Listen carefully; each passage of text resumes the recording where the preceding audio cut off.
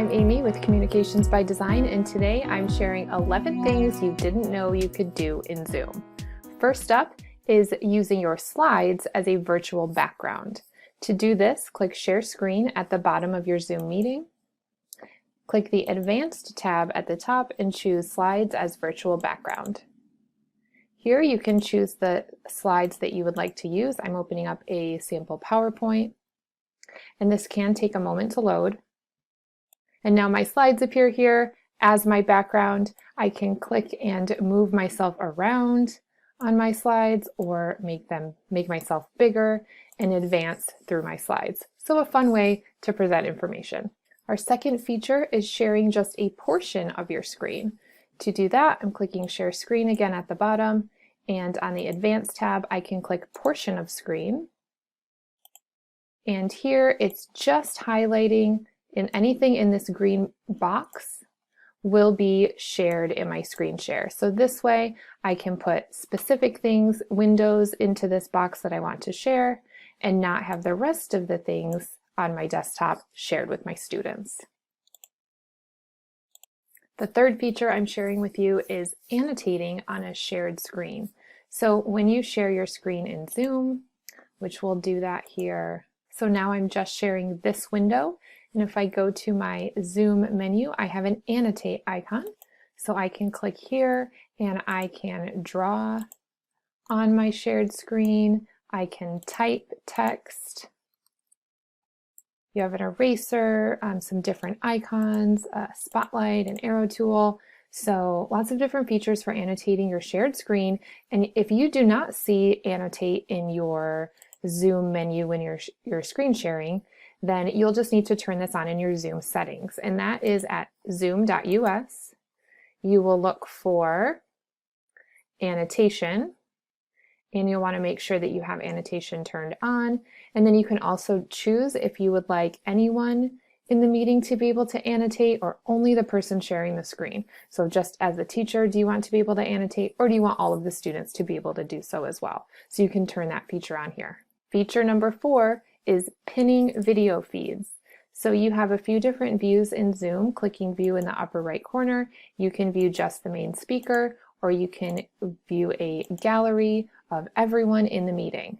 If you pin a video feed, so I'm clicking the 3 dots in the upper right corner and choosing pin, this camera feed will appear here large, even though this person isn't speaking. So I'm on speaker mode, but I'm actually seeing my pinned view.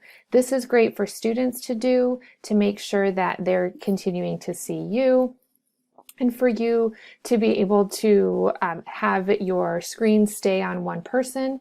If it's on active speaker and then the video feed is switching between people all the time, this will keep your screen locked on the camera feeds that you want. Pinning video feeds can also be helpful when sharing your screen. You can see your video feeds in a column here on the right-hand side of your screen. And if you pin a particular feed, you're going to see that one at the top. So you're going to make sure you're seeing the pinned views, even if you can't see all of the rest of the camera views on your screen. Feature number 5 is side-by-side view. This is in your Zoom settings.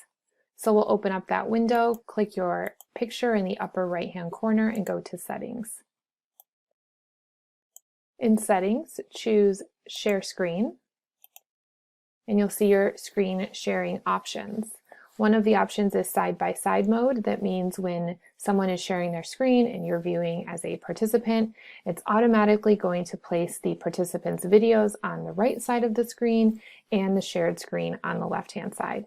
This is helpful to make sure you can see the students in your class as well as the screen share, and helpful if you would like your students to be able to see everyone in the class as well as the screen share.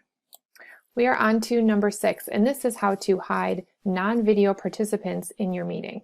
This is also in the meeting settings, and this is helpful if you have some of your students who have their cameras on, some of your students who don't have their cameras on, and you want to just see the students with the cameras on and not waste your screen space with little black boxes. So in your Zoom settings, click Video on the left-hand side, and you can check the box that says hide non-video participants. And then you'll still see them in your participants list, but you're not going to see an empty camera video feed from those students. Here are features 7, 8, and 9.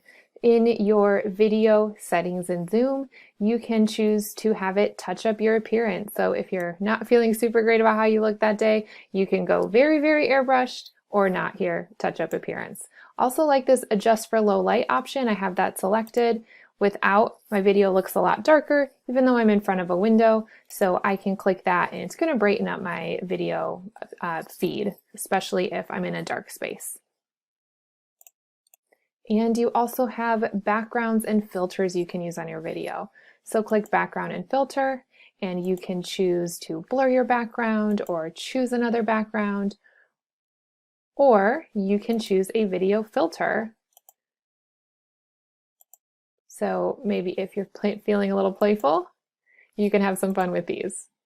Feature number 10, this is how to keep students' video feeds from showing up in your Zoom recording. So if you're recording your lesson, but you don't want to have the camera video feeds from your students in your recording, you can adjust some things in your settings. So I'm opening up my Zoom settings and click recording, and you'll see you have an option here that says record video during screen sharing.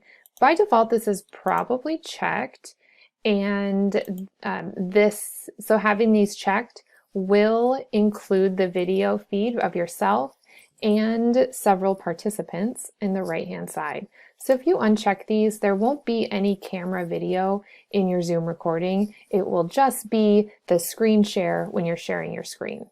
And number 11, last but not least, this involves breakout rooms, and this is the ability to let your students choose their own Zoom breakout room.